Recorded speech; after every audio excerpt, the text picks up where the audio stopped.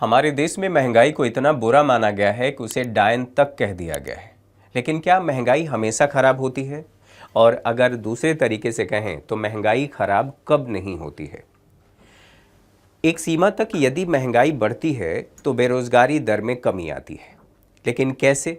दूसरे तरीके से कहें तो जब एक बढ़ेगा तो दूसरा उसके विपरीत कम होगा, और इसे ही इकोनॉमी की भाषा में व्युत्क्रमानुपाती संबंध कहते हैं।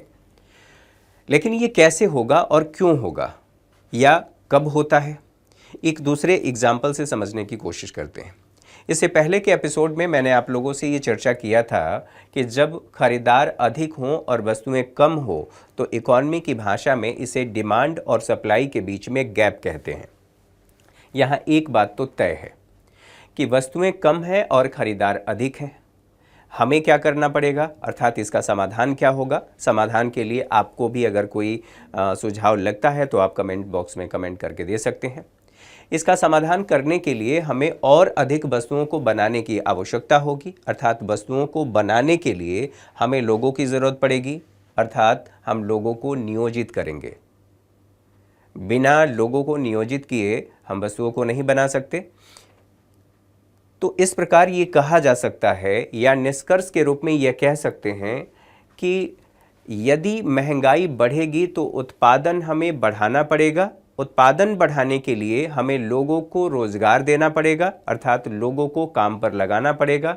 और जब लोगों को नियोजित किया जाएगा यानी उनको काम दिया जाएगा तो बेरोजगारी की दर में कमी आएगी। इसे ही कहा जाता है कि यह व्युत्क्रमानुपाती संबंध है, जैसा कि मैंने पहले कहा। लेकिन ये हमेशा सही नहीं होता, और हमेशा सही नहीं होता तो कब नहीं होता, इसको समझना है। और इसके लिए एक ग्राफ का सहारा हम ले रहे हैं जिसे फिलिप्स कर्व कहा जाता है या फिलिप्स वक्र कहा जाता है हिंदी में। यहाँ पर देखिए, ये बता रहा है इन्फ्लेशन रेट को और ये बता रहा है अनएम्प्लॉयमेंट रेट को। अब इसका मतलब क्या है? यहाँ पर देखिए, जब इन्फ्लेशन रेट 2% है तो 2% होने की स्थिति में देश में या इकॉनमी कह लीजिए, इकॉनमी में अनएम्प्लॉयमेंट रेट 6% है। और जब ये बढ़ा यानी कि बढ़ कर के 5% हो गया तो हमारे देश में अनएम्प्लॉयमेंट रेट कम होकर के 3% हो गया। लेकिन क्या यह हमेशा काम करता है? यानी कि इन्फ्लेशन रेट लगातार बढ़ता रहे, हाइपर इन्फ्लेशन की स्थिति आ जाए तो लोगों को रोजगार मिलेगा? नहीं। यही फिलिप्स कर्व की लिमिटेशंस हैं कि एक सीमा तक ये काम करता है, उसके बाद यह बेकार हो जाता है।